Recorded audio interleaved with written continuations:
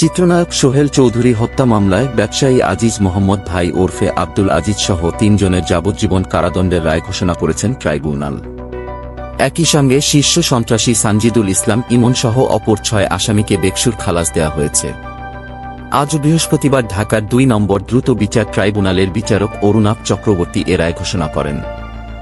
রায়ে অপর ২ যাবজ্জীবন প্রাপ্ত হলেন ট্রাম্পস ক্লাবের মালিক আফাকুল ইসলাম ওরফে বান্টি ইসলাম ও আদনান সিদ্দিকী।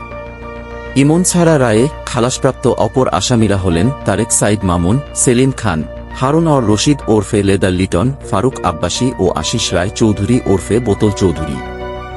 এর আগে গত ২৯ এপ্রিল রাষ্ট্রপক্ষ ও আসামিপক্ষের যুক্তি উপস্থাপন শেষে রায় ঘোষণার এদিন ধার্য করেন।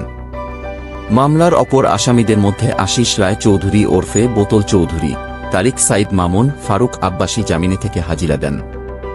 সানজিদুল ইসলাম ইমনকে কারাগার থেকে আদালতে হাজির করা হয়। ব্যবসায়ী আজিজ মোহাম্মদ ভাই ওরফে আব্দুল আজিজ, ট্রাম্পস ক্লাবের মালিক আফাকুল ইসলাম ওরফে বান্টি ইসলাম, সেলিম খান, হারুন অর রশিদ ওরফে লেদার লিটন ওরফে বস লিটন, আদনান সিদ্দিকী পলাতক রয়েছেন।